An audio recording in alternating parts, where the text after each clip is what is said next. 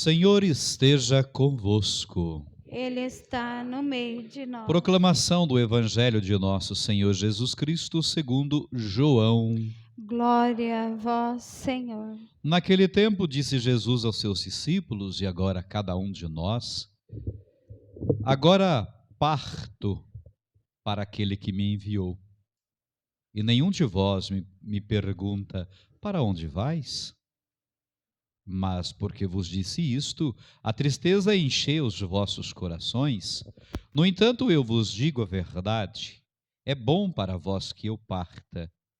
Se eu não for, não virá até vós o defensor. Mas se eu me for, eu vô-lo mandarei. E quando vier, ele demonstrará ao mundo em que consistem o pecado, a justiça e o julgamento. O pecado, porque não acreditaram em mim.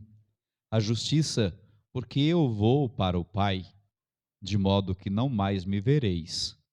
E o julgamento, porque o chefe deste mundo já está condenado. Irmãos e irmãs, esta é para nós palavra da salvação. Glória a vós, Senhor. Podem sentar-se um pouquinho.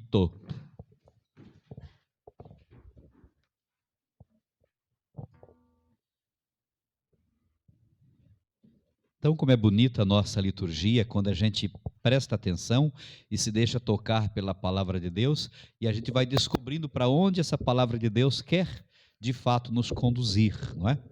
E aqui, nesses dias, eu tenho dito para vocês, ao vir celebrar, que nós estamos sendo todos conduzidos para essas duas grandes festas. Primeiro, da Ascensão, que é agora mais próxima de nós, não é?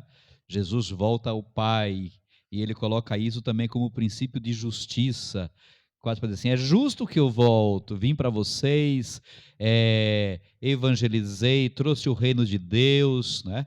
Criei essa comunidade apostólica, é justo que eu volte para o Pai depois de tudo que eu abracei, da obra da redenção acontecida, mas é sempre aquela promessa que não deixa a igreja órfã, não a igreja em si, porque a igreja não nasceu, digamos ainda oficialmente nesse momento, mas não deixa órfãos seus discípulos e aquelas pessoas que acreditaram nele, porque eles fazem a promessa do Espírito Santo, né, do Paráclito. E o Espírito Santo vai ser essa força de Deus para abalar de fato as estruturas do mundo. Por falar em abalo, nós tivemos na primeira leitura um abalo, né? Paulo e Silas estão presos, a comunidade ora por eles, evidentemente, e ali, uma certa hora, há um terremoto, eles descrevem como um terremoto.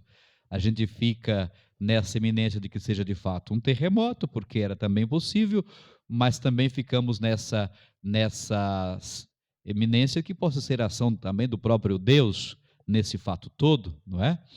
O fato é que as portas se abrem, as correntes são quebradas nos pés, eles ficam livres, e na cabeça da gente, a primeira coisinha: puta, agora é hora de fugir, né?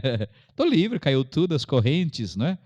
Então, humanamente, a gente imagina essa fuga, não é?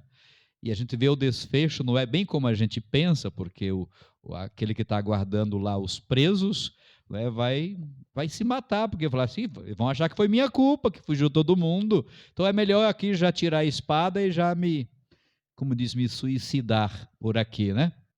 Aí temos a intervenção de Paulo: olha, não faça nada contra a sua vida. A gente sabe que você é o lado mais fraco disso tudo, né? Está cumprindo ordem, está aqui, enfim, mas não faça nada contra a sua vida. Nós estamos aqui. E esse é um fato tão bonito, por isso que eu falei que a gente fica nessa certeza que também existe esse abalo de Deus dentro dessa estrutura, porque essa vida vai mudar. A vida desse carcereiro vai mudar completamente.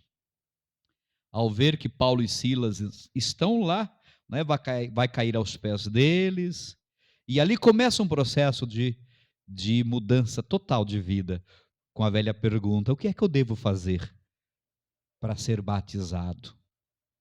O que é que eu devo fazer para a minha vida mudar? Não é?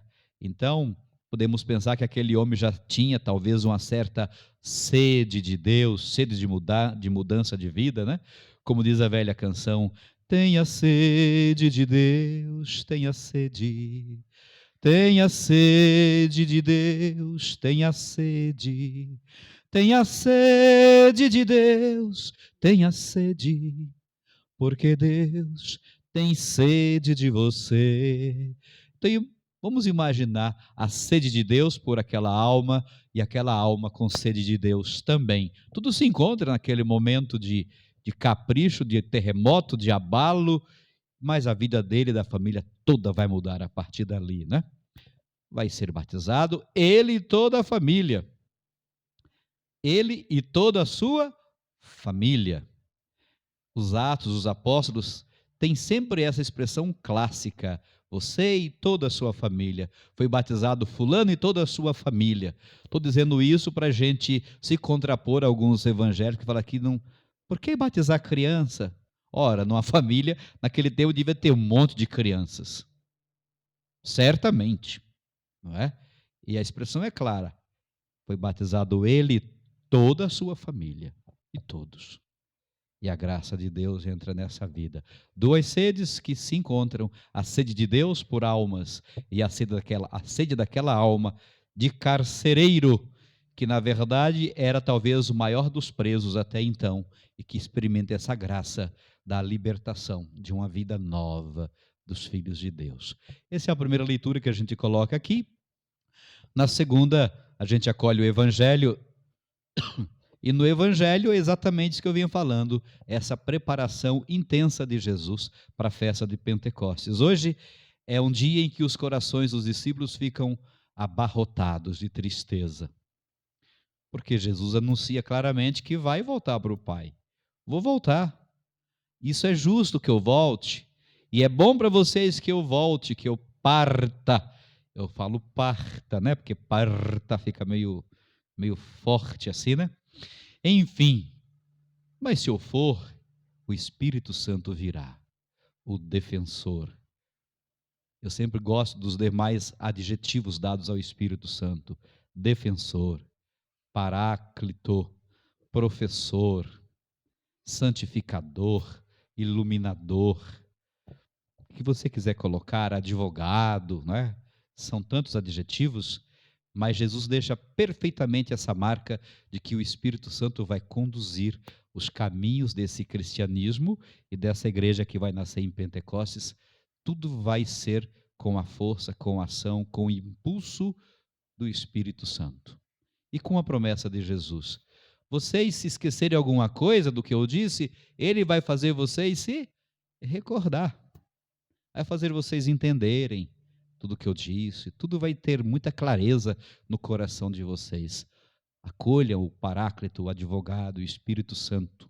Então eu vou, mas vocês vão estar bem amparados, seguros, instruídos. Vai dar tudo certo, como a gente diz, né? Olha, vai dar tudo certo, só tenham coragem, permaneçam unidos, permaneçam se amando uns aos outros, testemunhando, vai dar tudo certo. E assim a gente conclui dizendo que Jesus vai, mas não vai, não é? Vai, mas fica, porque fica em nós, morando em nós. Vai, mas fica conosco na palavra. Vai, mas fica conosco na Eucaristia. Vai, mas deixa muito claro que daqui para frente é no sopro, na ação do Espírito Santo que a igreja vai caminhar, vai crescer, vai nascer e vai fazer muita gente nascer e renascer também. É esse o processo daqui para frente. Por isso, a gente conclui dizendo que precisamos ter muita sensibilidade a estarmos abertos sempre ao Espírito de Deus. Eu acho assim, claro que é só um modelo de oração, mas eu gosto muito de rezar: vinde Espírito Santo, enchei os corações dos vossos fiéis. Gosto muito dessa oração, tanto que eu a transformei num terço, como vocês acompanham nas lives, né? Porque é exatamente para você rezar isso de forma pausada e sentir que cada vez que você pede por alguém, é como se pedisse: ó, sopra no pulmão daquela pessoa lá que está com Covid, sopra naquela vida que está precisando ser restaurada. Espírito Santo, sopra lá, né? Não dá para a gente fechar os olhos ou abrir os olhos para um novo dia e fechar os olhos e o coração ao Espírito de Deus. É loucura, eu acho sempre uma loucura. Então, eu acho que essa é uma oração de todas as horas, de todas as horas, de todos os momentos. Não é? O Pai, e o Filho e o Espírito Santo nos habitam. Nos habitam. E nós precisamos aprender a cultivar essa graça de sermos habitados por Deus. Esse ser morada sagrada, esse ser Shekinah, morada sagrada de Deus. Não é? Precisamos cultivar isso, ao ponto de que poderíamos nos ajoelhar em qualquer canto desse mundo, não nos ajoelhar para coisas ou para pessoas, mas para o Deus que nos habita, para o Deus que habita cada pessoa. Não é? Não tem como você fugir disso. É aqui, está tudo dentro da gente. Vamos valorizar tudo isso, por favor, e desenvolver essa amizade mais estreita, mais íntima com o Espírito de Deus. Faz tão bem para a nossa vida. Vamos terminar cantando aquele pedacinho de novo? Tenha sede de Deus, tenha sede. Tenha sede de Deus, tenha sede. Tenha sede de Deus, tenha sede, porque Deus tem sede de você. Que mais que tem essa canção? Acredite em Deus, acredite. Acredite em Deus, acredite. Acredite em Deus, acredite. Porque Deus acredita em você. Olha que legal. E por fim, dê a vida para Deus, dê a vida. Cante mais forte. Dê a vida para Deus, dê a vida. Dê a vida para Deus, dê a vida. Porque Deus deu a vida por você. Nos levantemos então. Louvado seja nosso Senhor Jesus Cristo.